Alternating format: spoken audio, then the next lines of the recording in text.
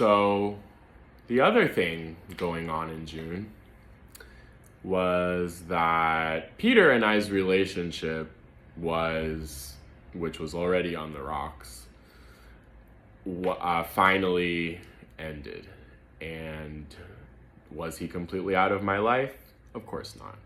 Did we end up getting back together? Yes. When did that happen?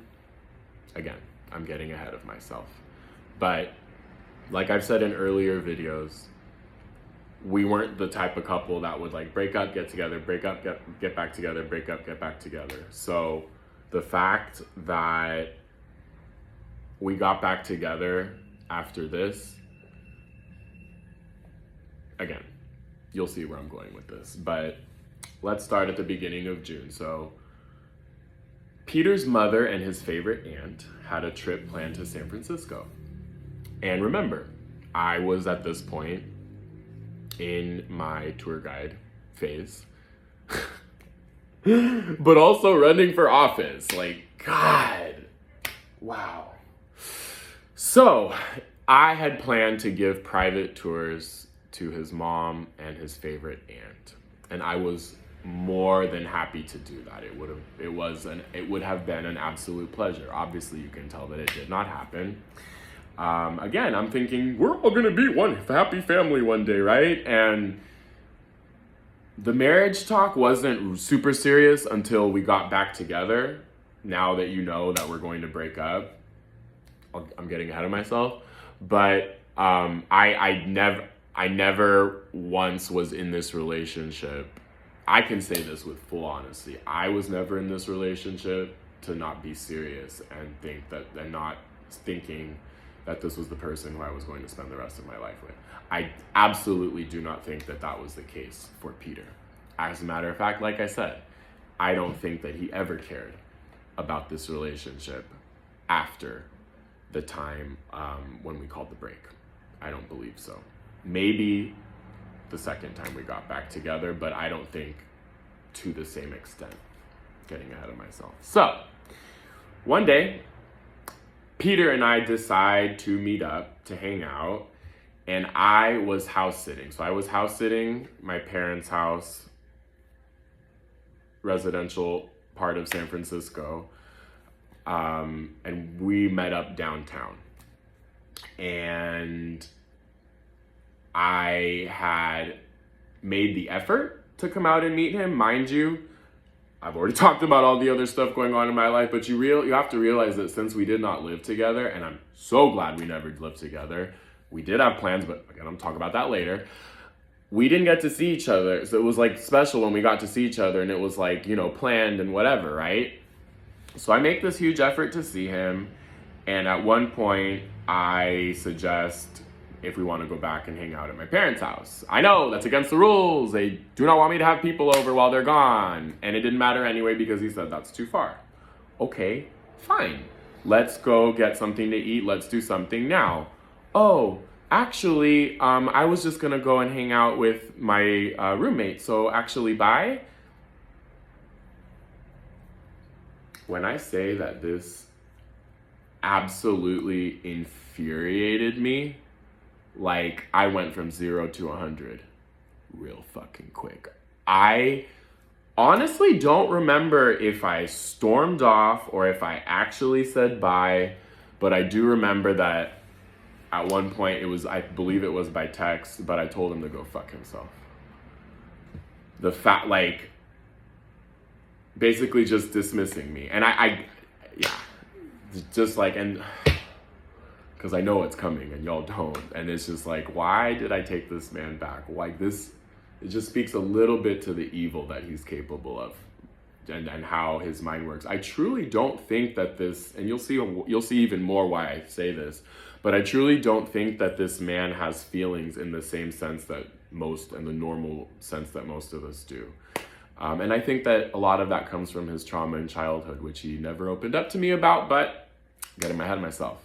Always told myself it was none of my business. Anyway, so I remember that he tried to call me. I'm not trying to talk to him, so I ignored the call. I think we played like a tiny, tiny little bit of phone tag, and then that was it.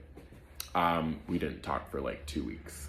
And that was including the time that his, of course, mother and favorite aunt were visiting in town. So I don't know what excuse he gave them. I'm sure whatever.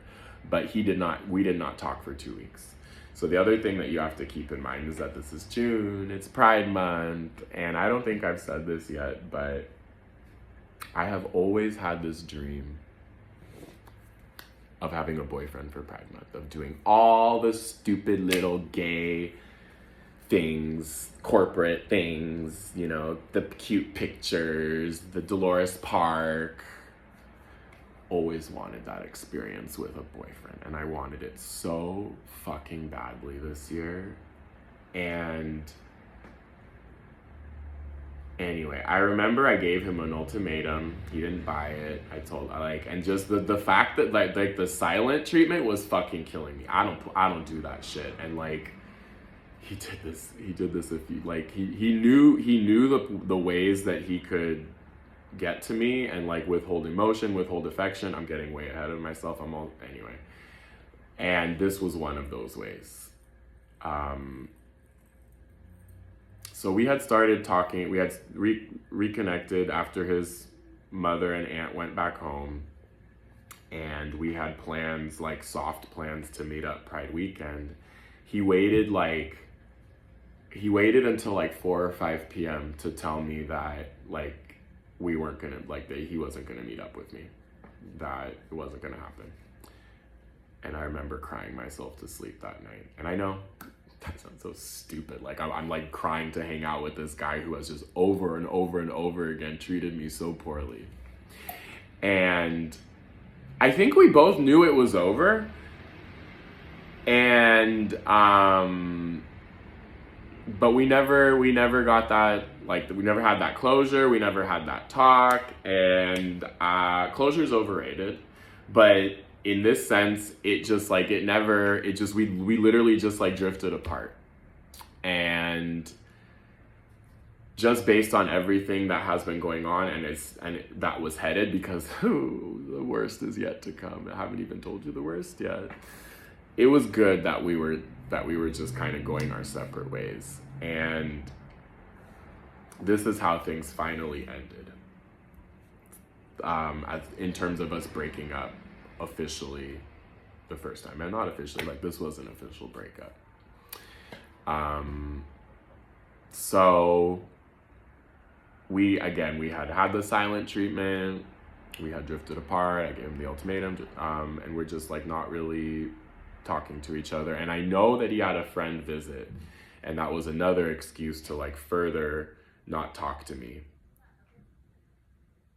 We talked about this later on when we got back together, but I'm gonna just mention it here. I don't see how you can have a genuine loving relationship with somebody, and I mean a partnership. I mean like boyfriend, girlfriend, girlfriend, like a romantic partnership. How do you have that without talking to that person every single day?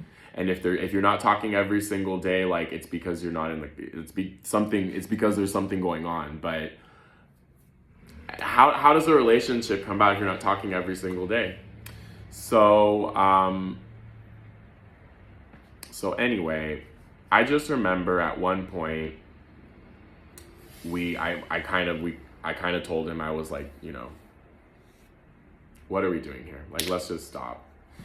And he was like, okay. And that's all he said. And I don't remember what led to the text, but at one point he sends me this text, this very, very long paragraph text. And I remember thinking, wow, this is the biggest display of emotions you've had since Dear Simon night. And in the text he said, I don't know what I want with my life, but I do still love you.